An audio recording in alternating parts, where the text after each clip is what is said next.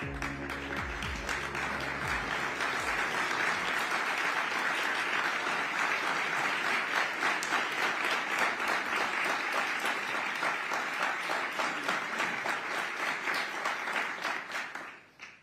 morning, everybody. My name is Professor Rachel McKendry. I'm a Professor of Biomedicine and Nanotechnology at UCL, and I've been working on AI for early disease diagnosis for over a decade. And I'll be introducing this special session. I'd like to welcome you to UCL East, our brand new campus of the future. It brings together students with world experts in sciences, arts, and humanities to explore solutions to the biggest challenges facing humanity and our planet. Here at UCL, we develop people with the skills to change the world and deliver breakthroughs in AI and robotics, sustainable cities, green manufacturing, assistive technology, and global health. Rooted here in the heart of East London, we work with our partners in East Bank, the UK's newest cultural quarter, to engage our local communities and support regeneration in this area. We found startups and spin-outs that will transform society. They have attracted £3.2 billion of external investment since 2018. But we are here today to talk about artificial intelligence. At UCL, we think of AI as being about people and about planet. We believe the purpose of research and innovation in AI and related technologies to benefit people and societies around the world and to make a positive impact on the planet. Discoveries here are enabling us to better diagnose and treat diseases such as infectious diseases and cancer, reduce carbon emissions, and develop assistive technologies for disabled people worldwide. And we've been doing this for some time. Just last year, AI pioneers Sir Demis Hassabis and Professor Geoffrey Hinton won Nobel Prizes. Both worked at the same UCL institute that's been operating continuously for over 2 decades, and that is the Gatsby Computational Neuroscience Unit.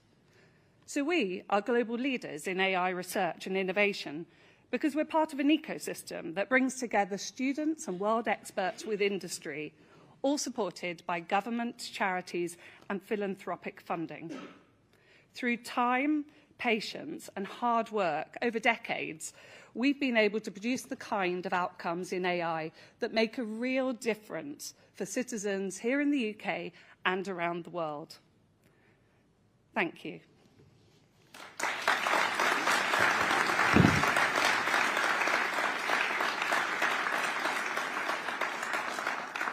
I would now like to welcome to the stage the chair of the Advanced Research and Invention Agency and author of today's report in AI Opportunities Action Plan, Matt Clifford.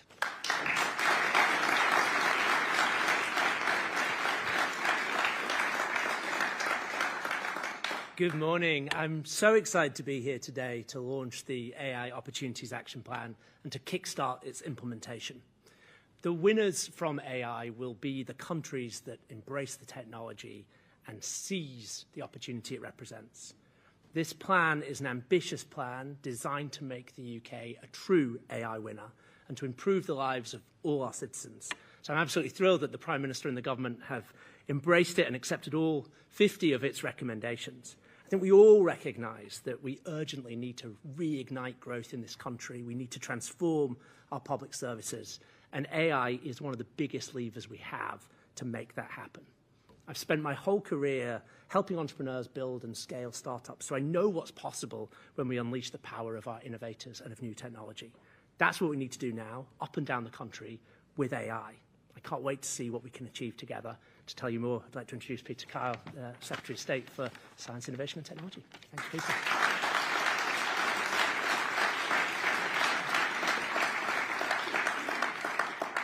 Thank you to UCL for hosting us today, and thanks for Matt, not just for chairing it, but being here today to help launch his incredible action plan. When the Prime Minister appointed me as Secretary of State for DSIT, the Department for Science, Innovation and Technology, he told me to find ways of creating policies that were bold enough and ambitious enough to meet the potential that our country has in the economy of the future. That gave me the chance to start getting in touch with people like Matt and the best out there to try and come into government and help us. And their task wasn't to look at government and see what government usually does at times like this and sees what government may be capable of doing, but to look at the potential of this country if we get everything right in order to harness the economy and the jobs and the innovations of the future. And that is the plan that Matt has come up with. It is bold, it is challenging, but my goodness, for me, it is incredible to be working for a bold and challenging Prime Minister. So to tell us about the plan, please welcome the Prime Minister, Keir Starmer.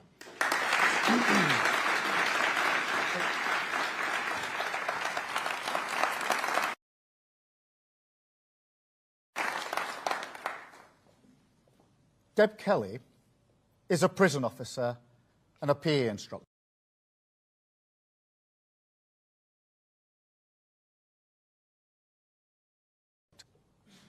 Then collapsed on the floor. Her whole face had completely drooped. Her left side had gone completely weak. She was having a stroke. She was found by her son, rushed to hospital, where the doctors used artificial intelligence to help pinpoint the exact location of the blood clot. They successfully removed it. Now, as you know, with strokes, it's always a race against the clock. Too slow, and the patient may die. And every second of delay increases the risk of paralysis.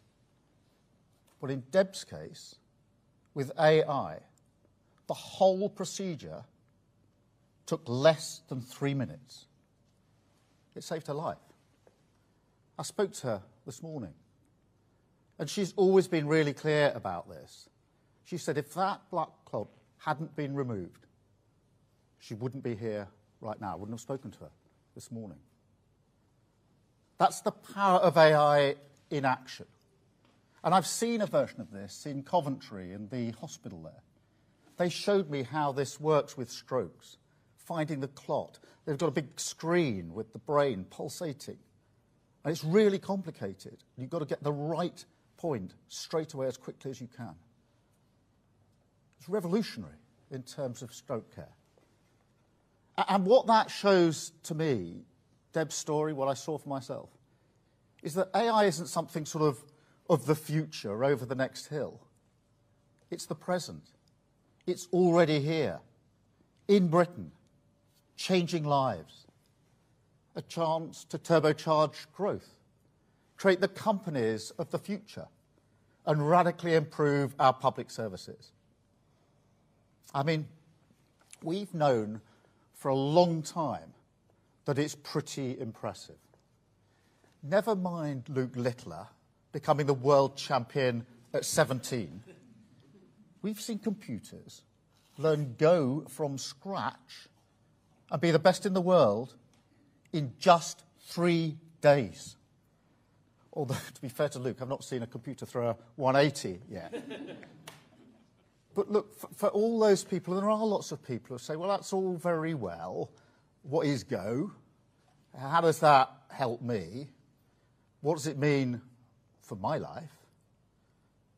That story of Deb shows the point.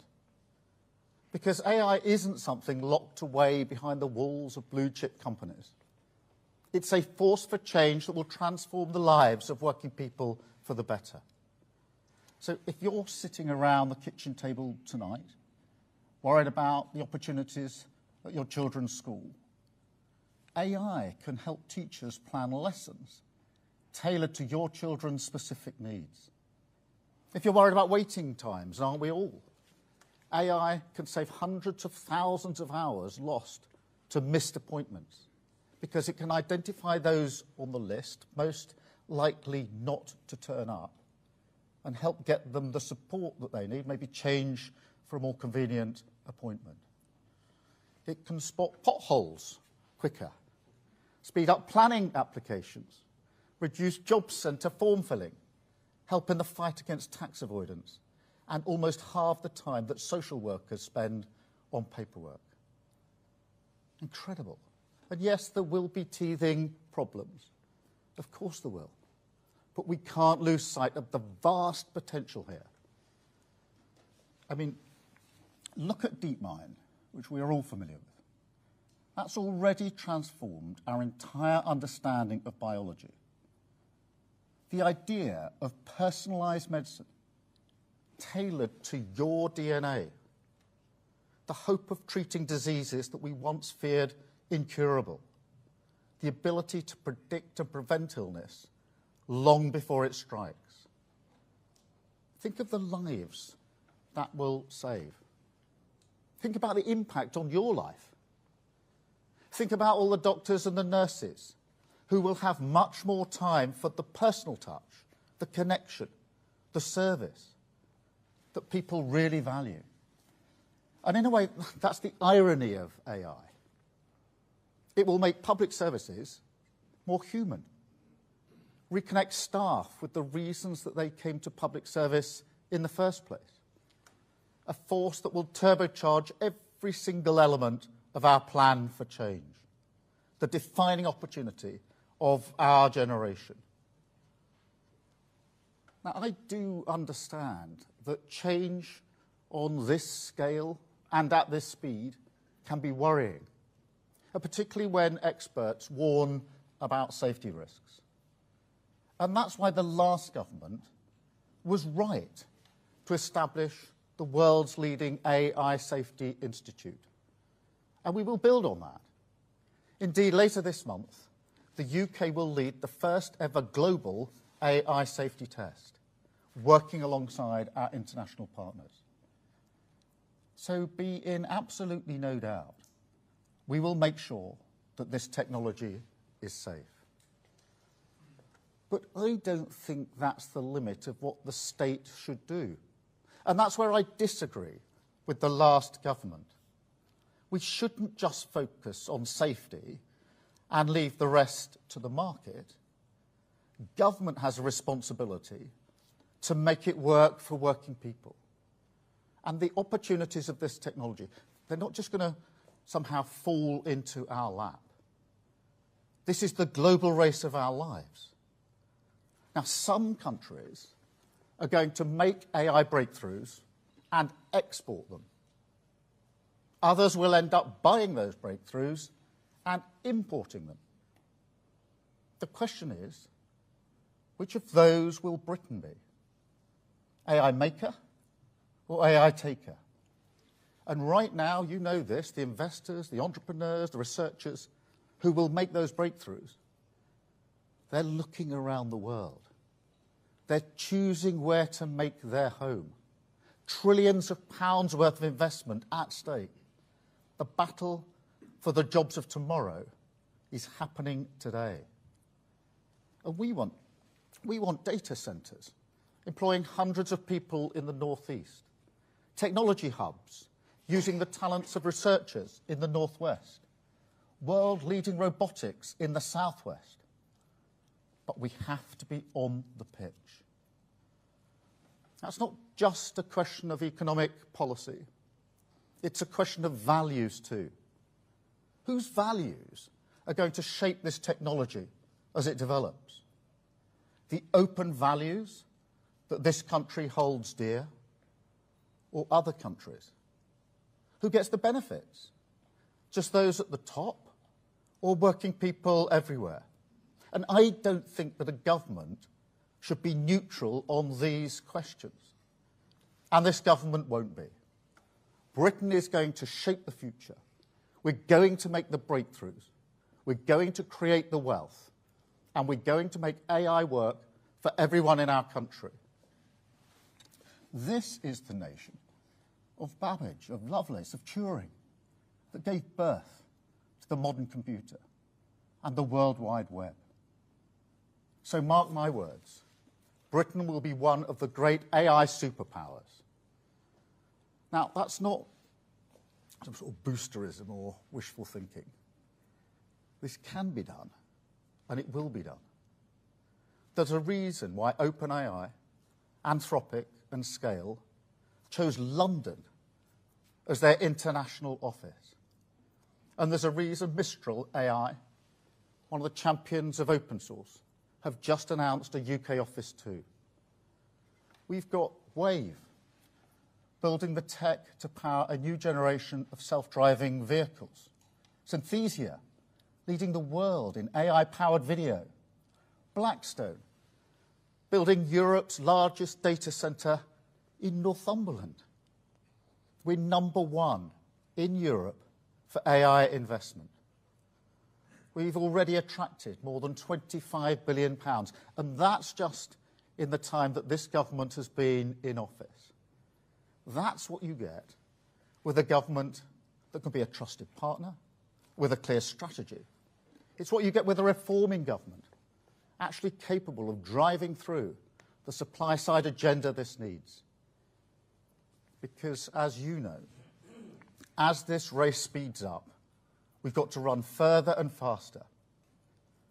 So, within days of taking office, I asked Matt Clifford to review how we seize the opportunities of AI. And I want to thank Matt and Peter Kyle and his team for all their work. Because today we're not just publishing that review, we're making a clear commitment to take forward all of the recommendations. And we'll put the full weight of the British state behind this. I'm determined the UK becomes the best place to start and scale an AI business. That will be the centrepiece of our industrial strategy. There's never been a better moment for entrepreneurs with big ideas to grow a small company fast. So we're going to create AI growth zones, breathing new life into sites like Culham in Oxfordshire. We're going to remove the blockages that hold you back. This is a government that backs the builders. So if you're looking at where to build your data centres, we'll speed up planning permission. If you need better access to power, and we all know how big a challenge that is, we'll get you those grid connections at speed. You've asked for a gold standard data access.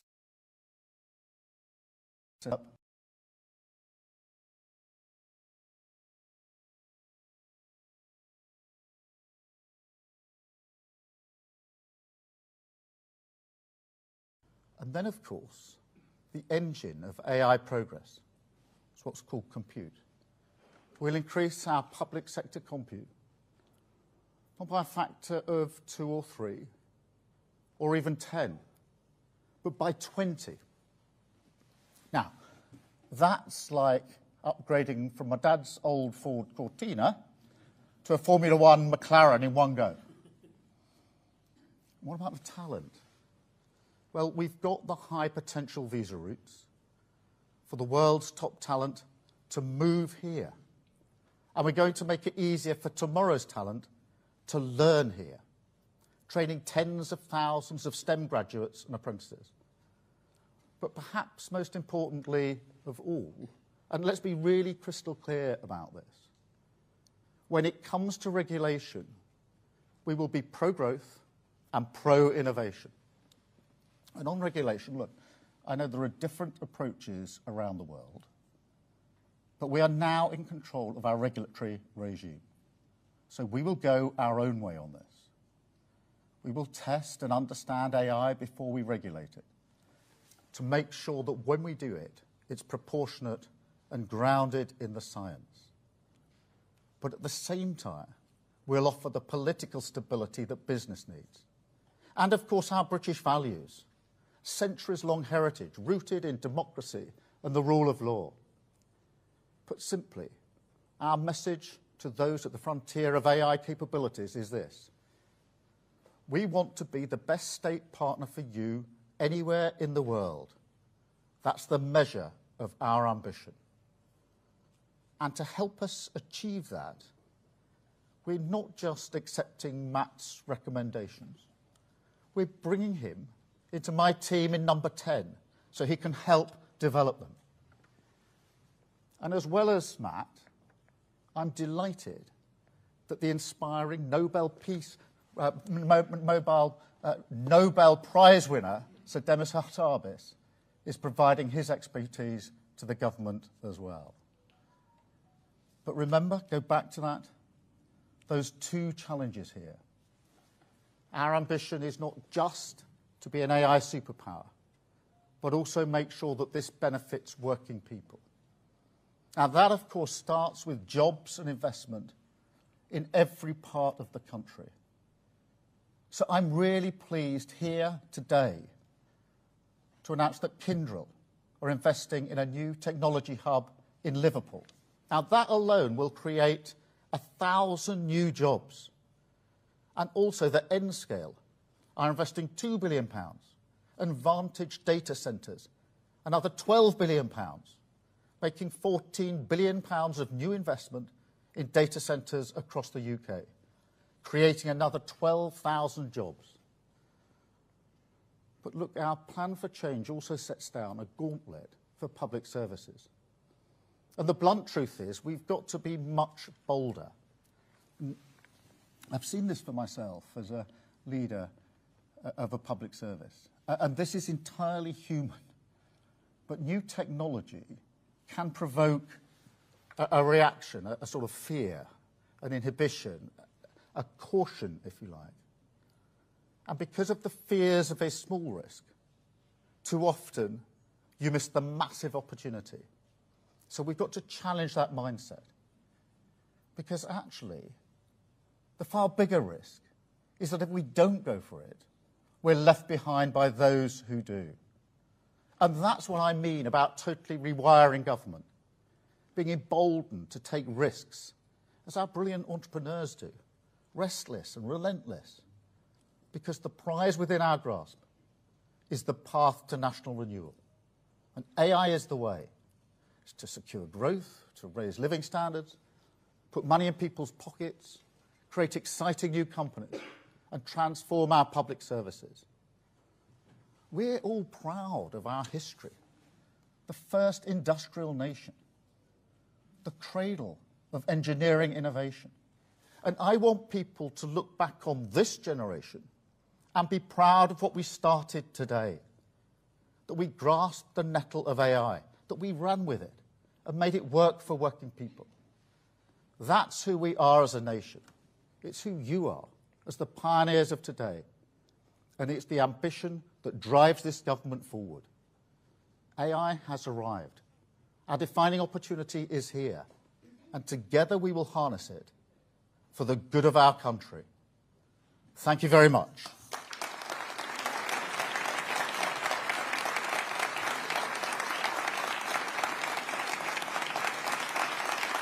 Thank you.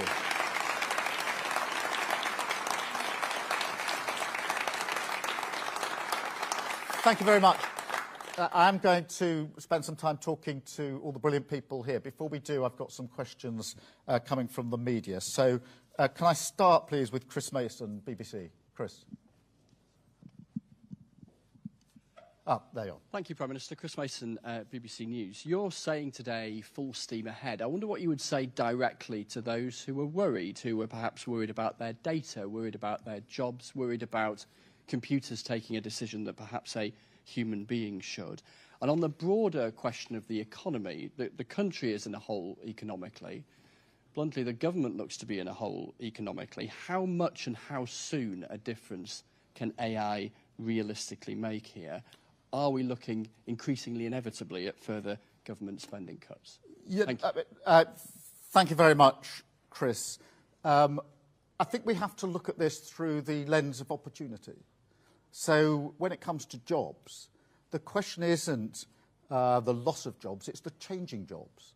So for, to take an example, for a doctor that spends less time on the notes, that doctor can spend more time on the patient. So it will change jobs, but it will change them for the better. Same for teachers with the preparation of lessons. And that will be the story behind this, change jobs so that actually we can get on with more of the human element to some extent.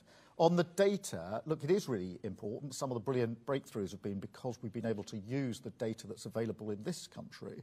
So again, we look at this through the lens of opportunity. Obviously, we need to stay in control of the data, and we will stay in control of the data, but it's very important, whether it's jobs or data, to see these as great opportunities going forward. On the question of the economy, and for that matter, public services, yes, we've inherited a real mess in the economy by the last government, same with public services. We've got to turn it around. AI will help us with that, because that allows us to increase productivity hugely, to do things differently, to provide a better economy that works in a different way in the future, and the same with public services. So again, it's a huge opportunity. I would argue that we would do it in any event, whatever the state of the economy and public services, because it's obviously the right direction to go in, but it's doubly necessary because of the mess we've inherited from the last government. So we will use it to turn around the economy, use it to turn around our public services. Thank you very much, Chris. Can I go to Beth, please, from Sky News? Thank you. Thank you, Prime Minister. Beth Rugby, Sky News. Look, PM, UK borrowing costs are at the highest since the financial crisis. Investors are worried about massive borrowing and flat growth. It leaves you in a bit of a pickle because you've predicated your decade of national renewal on economic growth that isn't happening. How is it changing your calculations on accelerating AI? And just to pick up on Chris's point, do you accept that in the meantime you will have to implement some spending cuts in the coming year? Thank you. Thank you very much, Beth. The number one mission of this government is economic growth. And that was run through the budget. But there's much more that we're doing on economic growth, pulling those levers of change. So, for example, and I'll come to AI, your specific question, but changing the planning regime so that we can get stuff built more quickly, whether that's housing or infrastructure. Making sure that we're changing the way we supply our energy, which has been an inhibitor of growth for far, far too long. Putting in place a really strong industrial strategy, which will have AI at its heart. So all of these things, and now AI on top of that, are all there to generate and make sure that we promote the growth that we desperately need in our economy. My big criticism of the last government over 14 years that we had flat growth, and that's why we're taking all these measures to drive growth in our economy. And some of these measures, necessarily planning, energy, industrial strategy, they're all measures that we're taking in addition to everything that we've done in the budget in relation to this. So that's how I see AI powering us forward in that regard. And I think it can do so quickly. If there's one thing I think we all need to be clear about with AI is it's going to change things quicker than we think. Most people who only a few years ago were saying it'd probably take a decade before AI makes the sort of change that's been talked about are now saying no, more like 5 years, even 4 or 3. So AI is changing things very, very fast. And that's why we need to create the conditions so that this country can be at the forefront of that. I mean, Beth, the final thing on that, which is really important, is that we're really well placed for this.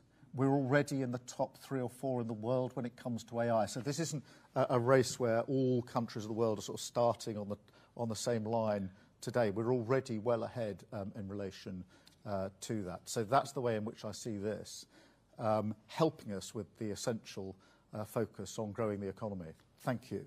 Can I come to Robert Peston, ITV? Hello, Prime Minister.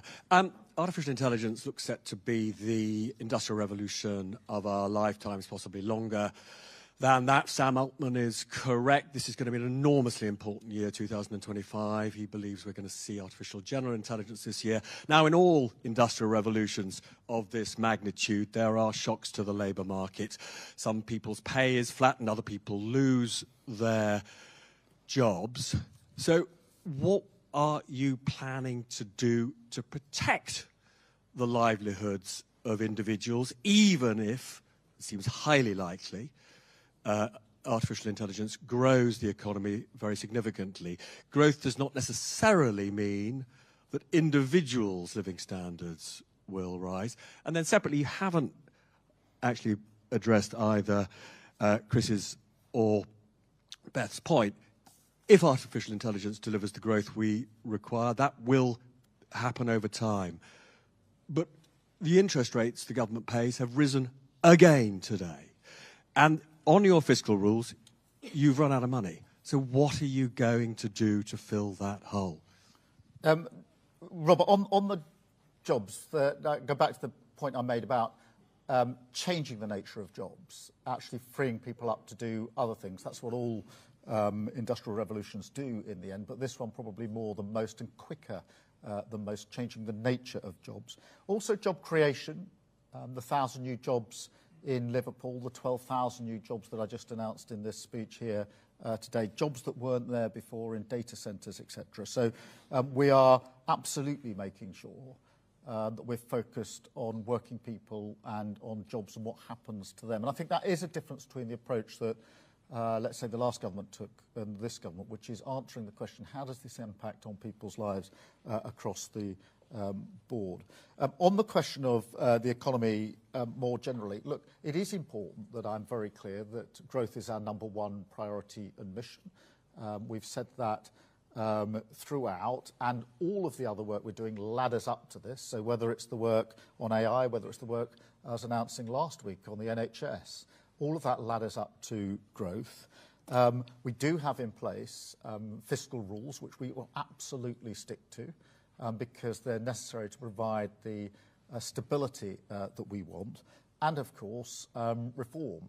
And that is why, whether it's the economy or public services, I've always said that that is the lever that hasn't been pulled enough, in my view, and we need to pull hard and quickly, and putting that in place. And so for example, last week I was announcing on the NHS how we're going to drive up our work to make sure the waiting lists come down. That means more people back in work. It's why we're doing all the work that we are to make sure that our job centres are transformed so people are back into work. All of these measures are there to ensure we've got the economic growth that we need. But the stability, the rock, the foundation is those fiscal rules, which we will absolutely be keeping to. Thank you, Robert.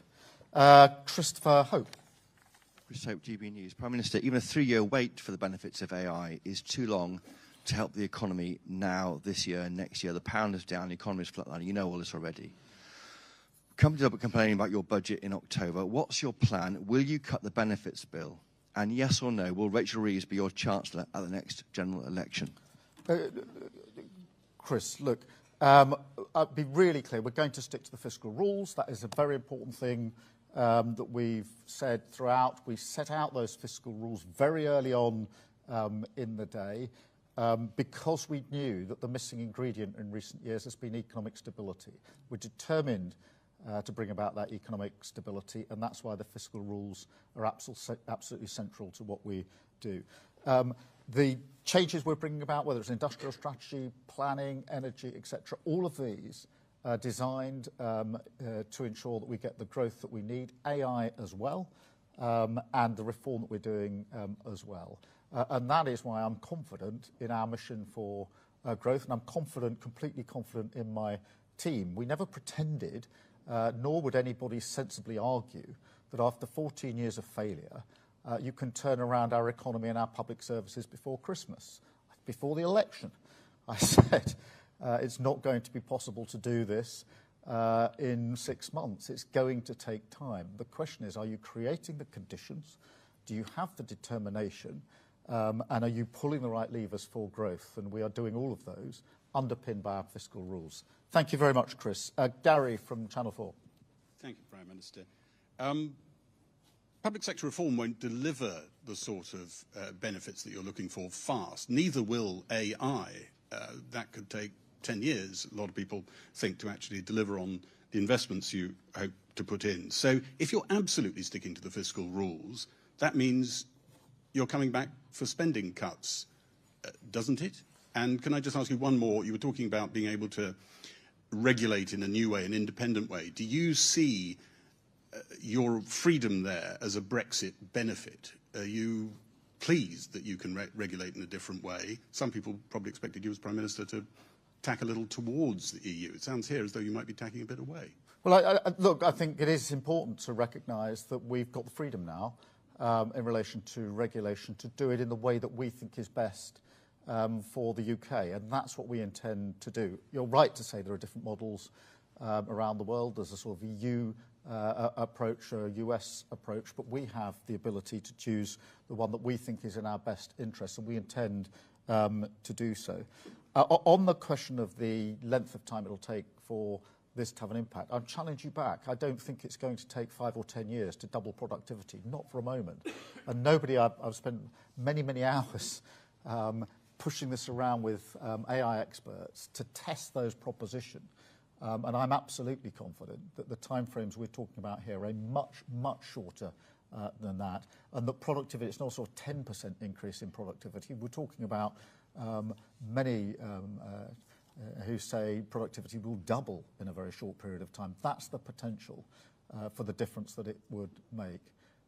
And there are just so many examples of that. Thank you very much. Let us go to Andy at Channel 5. Thank you, Prime Minister. Andy Bell, 5 News. Your predecessor had an AI summit, and the next day he had a very chummy one-on-one broadcast session with Elon Musk. Now, you must be at least a bit worried that not only is presumably Elon Musk not wanting to invest in the country at the moment, but he will be telling anybody who will listen to him not to invest. I mean, what can you do about this? Well, Andy, I'm really pleased that very highly successful players within the sector have come out very strongly in support of the plan that we've put on the table in the last day or two. And that is really significant because in the end, as I said in my speech, they are the ones that will be making the breakthroughs of the future. They are the ones that are deciding where is it that they want to have their office, where is it they want to have their staff. And they're not just saying that they like the plan, they're voting with their feet, if you like, and they're setting up their offices in London, in this country. So I'm really pleased about that. We will work with anybody in this sector, by the way, whether it's Elon Musk or anybody else. We're a government that's focused on being number one when it comes to AI and working with all. But I'm very pleased by what's already been said by some of the key people in this field. So thank you very much, Andy. Natasha from LBC. Thanks, Prime Minister. Natasha Clark from LBC. You said that your plan will allow firms to use the unique resource of our NHS and our data. Which data is up for grabs, and will this be used to raise some money for the government? And just on the economy, is the Treasury right to be ruthless in their pursuit of spending cuts in the upcoming spending review? Thank you. Yeah, just on the NHS, the first thing I'd say is we are in a unique position in this country because we've got the National Health Service. And the use of that data has already driven forward advances in medicine and will continue to do so. So we have to see this as a huge opportunity that will impact on the lives of millions of people really profoundly. The example I gave at the beginning of the speech was of someone who'd already had a stroke, but this has the potential to get ahead of that, to predict and prevent and what a difference that will make to the lives of millions of people. It is important that we keep control of that data. I completely accept that challenge, and we will also do so. But I don't think that we should have a defensive stance here that will inhibit the sort of breakthroughs that we need. In terms of the ruthless approach when it comes to finances and spending, yes, we will be ruthless, as we have been ruthless in the decisions that we've taken so far. We've got clear fiscal rules, and we're going to keep to those fiscal rules, and that's why the Chancellor was absolutely right in the words that she chose to describe the approach that we will take. Thank you very much, Natasha. Max from The Times.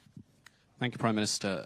There is increasing disquiet among your MPs and advisers over your Chancellor's decisions. The cost of borrowing is at a 30-year high, and the pound is at a 14-month low against the dollar. So let me ask again, and can you please be clear, will Rachel Reeves be your Chancellor for the duration of this Parliament?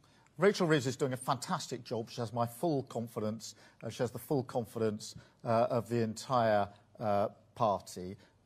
She was given an incredibly challenging task at the budget because not only was the economy broken, but we had a £20 billion black hole and many, many things that had been identified for spending which didn't have any spending attached to them. So she took the tough decisions. She's right to take the tough decisions because as anybody who's turned around a business or organisation will know, if you're going to turn something around, you've got to take the tough decisions first. You can't identify a tough decision, then decide to put it off for 6 months or a year. Anybody turning around a business would never do that. So that's why we've taken the approach that we've taken. It's why we're taking the other steps that are necessary that go along with what was done in the budget, and I'm 100% confident we'll get the growth that we need. Thank you very much. Anna from the FT. Hi, Anna Gross from the FT. Just to pick up on Natasha's question, can you clarify whether the government plans to make the National Data Library, including NHS data, available to companies and researchers for commercial use, as well as to improve public services? And if so, can you please talk us through what your current thinking is in terms of how that data will be priced? The data library is really important. It's something the sector have been crying out for. We need to make sure that it works properly, protecting the interests that need to be protected. When it comes to health data, particularly NHS data, it is really important that we stay in control of this, and we will stay in control of it, because we need, on the one hand, all anonymised, of course, to use the potential of that data, but on the other hand, make sure it's properly protected. And the way to protect it, in my view, is to keep control of it. Thank you very much. I've got Kieran from The Guardian. Thank you, Prime Minister. Kieran Stacey from The Guardian. On a slightly separate tech issue, can I ask you what you make of Meta's recent decision to stop fact-checking on its site? And is there not a risk here with what you're describing on AI that you create a new generation of unaccountable tech barons? No, I mean, on the decision by Meta, I mean, the way I look at this is through the lens of the Online Safety Act, in terms of the provisions that we've got in place. And I think they're right. Obviously, some of them are coming on stream now. So that was an important piece of legislation, and that's the way I see it. In terms of the second part of your question, I think in the end, when it comes to AI, posture really matters. And there are a number of postures, but the two obvious ones are those that are defensive and inhibited and cautious about AI and think that it should be regulated, and that's the only thing that the government needs to do. The other posture is seeing it as a huge and fantastic opportunity that is going to transform lives, and the role of government is, yes, to get the framework right, but also to work with the sector to ensure that we're winning the race when it comes to AI. I'm in the second group.